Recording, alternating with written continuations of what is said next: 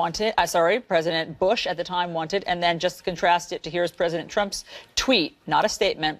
My deepest sympathies and respect go out to the family of Senator John McCain. Our hearts and prayers are with you. Your thoughts, David? Well, so going back to President Bush, yeah, I mean, they had a nasty battle. The nastiest part of it was in South Carolina during that primary. I remember Jay Carney and John Dickerson wrote a piece for Time magazine, a cover story called Hardball, and it was the hardball tactics used by the Bush campaign, including people who they denied were part of the campaign, who employed some really nasty stuff to go after John McCain.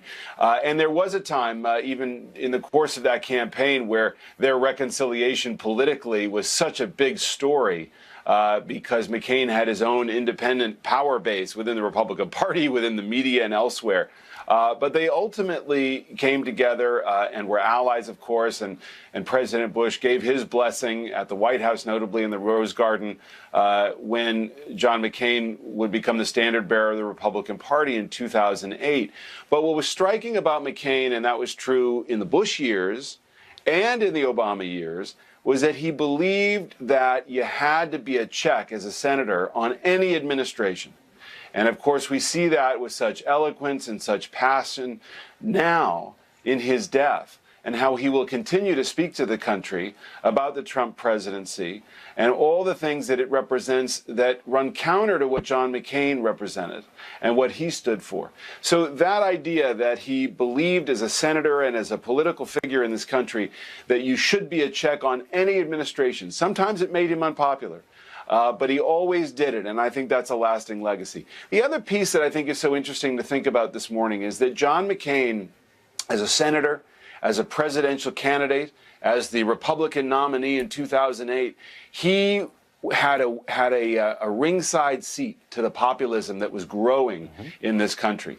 And in many ways, he contributed in some ways to it by elevating Sarah Palin, who was kind of a canary in the coal mine about the populism of Donald Trump back in 2008. So he saw this, he got close to it, he had regrets about Palin, he understood the power of it and then spoke out against it. So he's just been, he's been so close to all the important currents in our politics for generations now. It really is interesting. And I guarantee you that statement written by George W. Bush was not hard for him to write. No. In the sense that it was easy for him to come up with those nice things to say, those warm things to say, those genuine things to say, even though I've heard him swear about, about John McCain. I mean, these guys really did not like each other at all in a way that during the campaign. During the campaign, and the reconciliation was complicated at best, as David Gregory says. Max, to you in your area of expertise, I'm also just blown away by the outpouring of sentiment from around the world.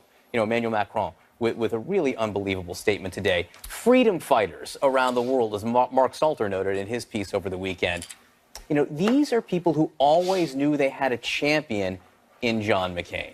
That is truly what he devoted his life to, is to opposing despotism and championing freedom. And he did it. He was tireless in that cause. I mean, during congressional recesses when other members are going home, he was going to places like Ukraine and Georgia, Iraq and Afghanistan. He was on the front lines of freedom all the time, in part because he believed in tending to American alliances. He was a leader in transatlantic relations, which are now in such a dire state. He believed it was so incredibly important to tend to that world order that America created after World War II. But he also believed that not just to tending to our democratic allies, but to standing up for embattled Democrats in repressive countries, which he did whether it was in Burma or Russia or anywhere else around the world.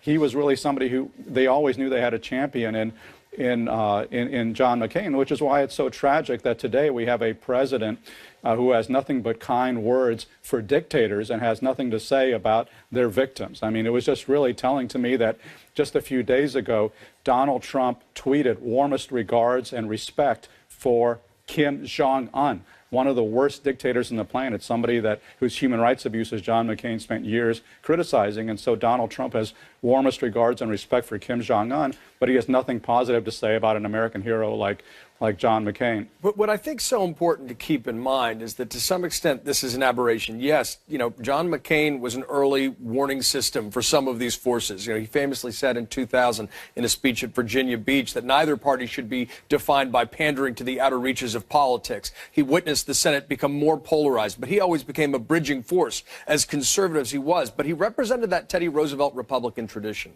so powerfully and so effectively. And even though many of those folks feel politically homeless today, he was able to embody it in action and word without ever adopting a false perfection. He understood that what makes heroes even more compelling is when they're not pretending to be perfect. He was authentic in a way that didn't require that veneer of populism, but instead really just was about heroism and honor. Guys, stand by. We're going to talk much more about this in just a second. We're going to talk about what politics looks like without John McCain, what his role, what his passing means. Could it be that the Republican Party, John, has already moved way past Senator McCain? We owe each other our respect, so long as our character merits respect, and as long as we share for all of our differences, for all the rancorous debates that enliven and sometimes demean our politics, a mutual devotion to the ideals our nation was conceived to uphold, that all are created equal, and liberty and equal justice are the natural rights of all. That's John McCain reading from his final book, The Restless Wave. And he did, for the audiobook, read a few chapters of that.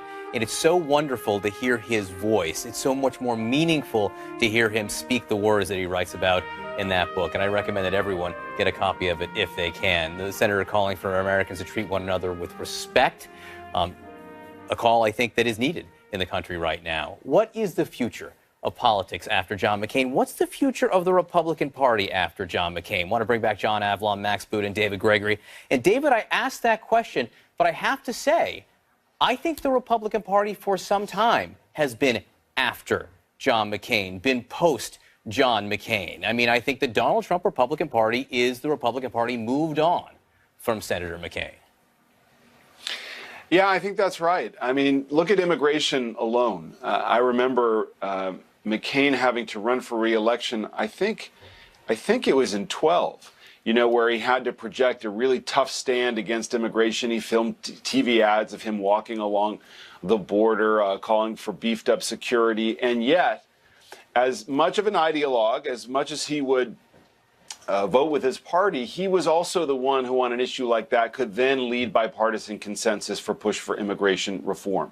He's the one who could push for reconciliation toward Vietnam because of his experience there. So he had the ability to go big, even in the middle of these difficult fights. But you're right, John. I mean, look, how about in 2008? He's the standard bearer for the Republican Party at a time, having been a staunch supporter of the surge in Iraq, not just a supporter of the wars in Afghanistan and Iraq, but particularly tough, even though he was tough on the administration about what was going on in the war. What he wanted was the surge. It was a very difficult position to be in, running against Senator Barack Obama, when there was such a deep desire for change in the country by 2008. And so I think that he was kind of out of step with the politics at the time, but true to his principles. And now you have to wonder this, as Max has written eloquently about, the defender of the liberal order in foreign policy, whether that part of the Republican Party has moved away from him and moved toward Donald Trump. I don't know that we know that answer for sure.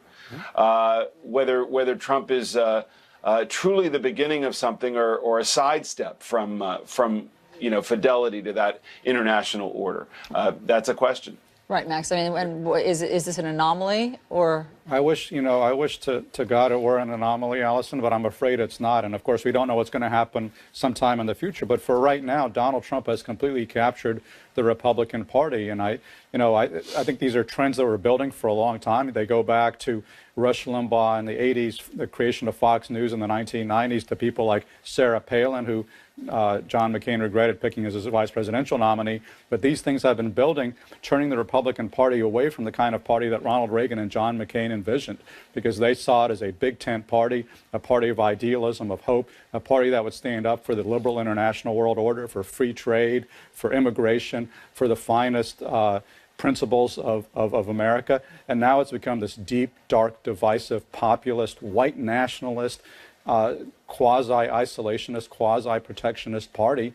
And the Republicans seem to love that. I mean, it's, to me, one of the most damning things you can say about Republicans today is that 90% of them approve of Donald Trump and only about 41% of them approved of John McCain. That, to me, is a horrible indictment of the state of the Republican Party today. I will note, Donald Trump won the presidency. John McCain, Mitt Romney did not. Right. That is a fact. There are a lot of other factors that go into it, but without going down that rabbit hole totally, I think the point is that McCain represents a tradition in the Republican Party that goes back to at least Eisenhower, to Ronald Reagan. He was very